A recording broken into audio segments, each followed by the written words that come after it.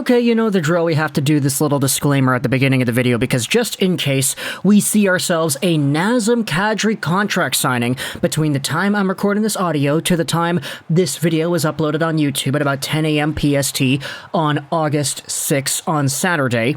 I just gotta make it clear, all that news and stuff has not happened, and me, the person that is talking to you right now on this microphone, has not seen it yet. So this video is all hypothetical, it's all just a conversation of a few ideas that I had seen bouncing around there on the social sphere as to what the Islanders could do, but long story short, Nazem Kadri is an NHL free agent, he is a very good one at that, and he still needs a contract at the time of recording this audio.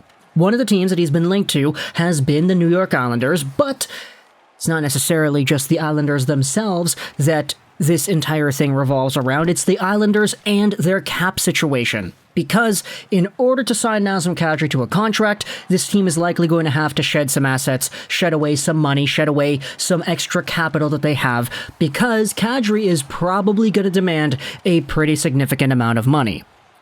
We made a video the other day talking about the idea of Anthony Beauvillier ending up on the trade block and out of Long Island in order for the team to re-sign Noah Dobson, Kiefer Bellows, and actually get Kadri on their payroll as well. But this idea that's popping up in this video is a completely different one. It links another Islanders player to a different team, and it's a conversation that is so big, so bold, and so brash that I felt like I had to talk about this here. So let's go over onto a Twitter post made by Steven Rossner promoting his new article on New York Islanders Hockey Now. Brock Nelson to the wing, Matthew Barzal, Lane Lambert will have some decisions to make if the Islanders bring in Nazem Kadri. Now, this is not the article we're going to be looking at in this video. In fact, there isn't really an article at all. We're just kind of highlighting that this article exists because what Jimmy Murphy went out there and did was he quote-tweeted this same article, and he said this: "I wouldn't sleep on Steve Yzerman trying to help lose cap situation, and in the process, acquire Matthew Barzal. Lou signs Kadri and can still be in win-now mode, and he moves Barzal to address the future." And then he has the little eye emoji right there.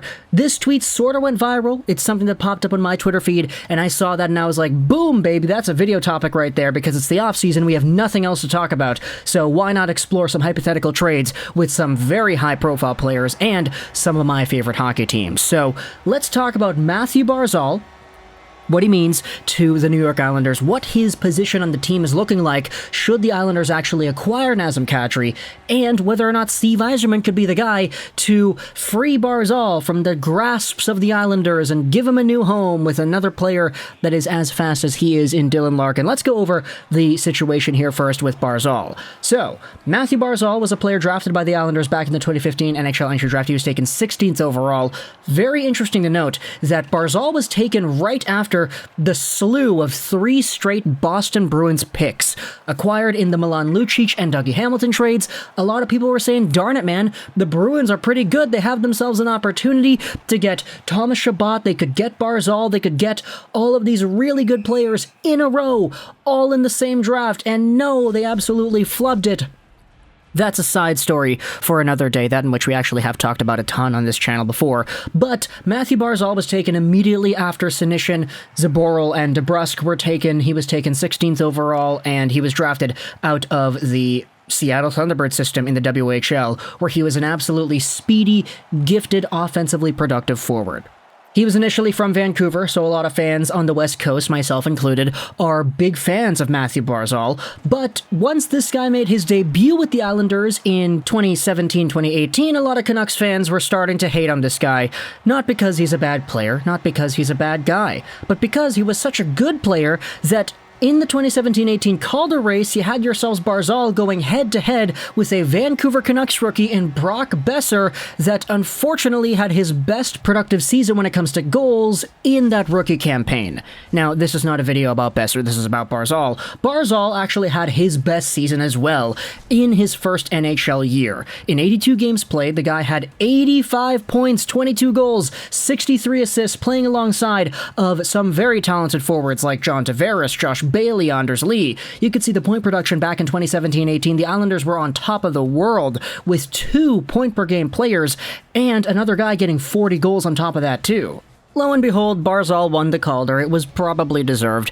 You could make the argument, and I will make the argument till the day I die, that had Jake Virtanen not left the door open when Brock Besser ended up hitting Cal Clutterbuck and eventually falling backwards into the open door frame, which ended his season, Besser probably would have been a lot closer in the Calder voting had he kept up his goal pace, because he was on pace for I think it was 40 goals that season. It was kind of nuts.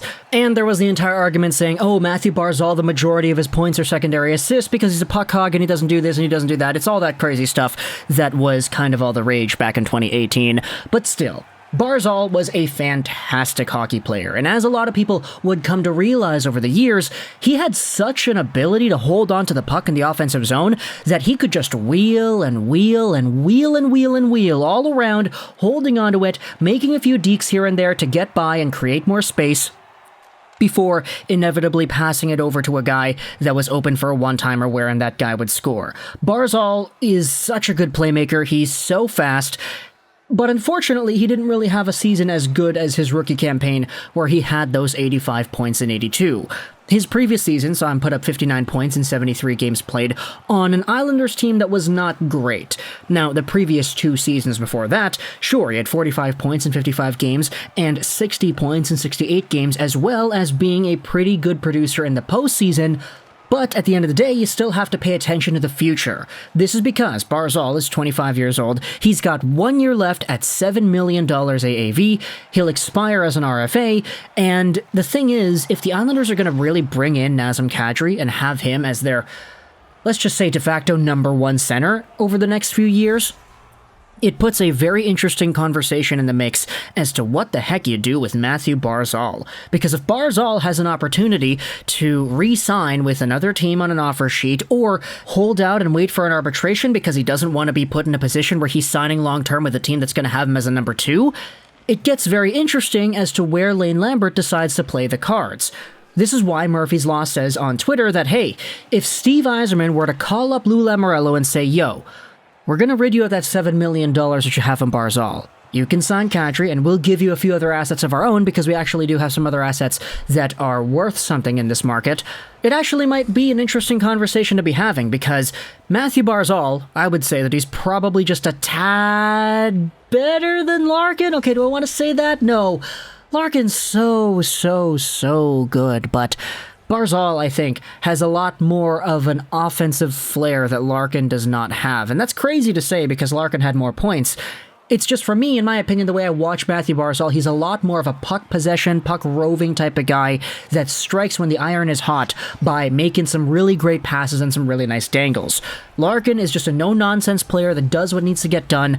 I think that if Steve Yzerman really wanted to say, okay, Barzal, that's our guy, let's go out there and trade away, I don't know, we just signed a whole bunch of really good, expensive free agents, why don't we trade away any of these guys, Perron or a Kopp or a Dominic Kubalik or whatever. Let's say any of these guys are on the market.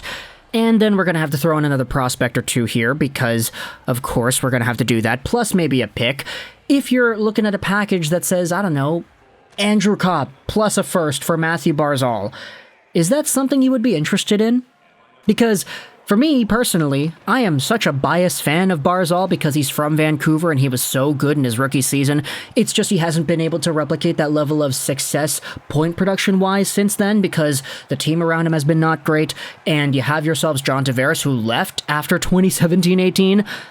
I definitely do think there's a lot more of a potential ceiling that Barzal has to exhibit over the next 8 years, but I could totally understand if any Red Wings fans are looking at this idea and saying, okay, why the heck would we do that? I mean, Andrew Kopp is a guy that already provides that same kind of point production. We just signed him. He's here for a while. Why trade him away immediately?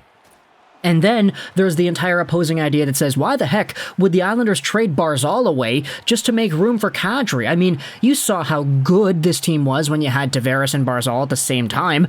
Why not try to have Kadri and Barzal at the same time? It's kind of counterintuitive to go backwards in that way. If you really wanted to trade away a guy to open up cap space, it's got to be Beauvillier, it's got to be Bailey. It's not going to be Barzal. Case closed. I could totally see both perspectives coming out here and making an argument for themselves. So talk to me in the comments on your thoughts about this idea, whether or not Barzal should be a Red Wings target, whether or not you could see Steve Yzerman trying to knock on Lou Lamoriello's door and take Barzal away from him. If you're an Islanders fan, what do you think about this, and how pissed off does this make you? I hope you enjoyed this video, and bye.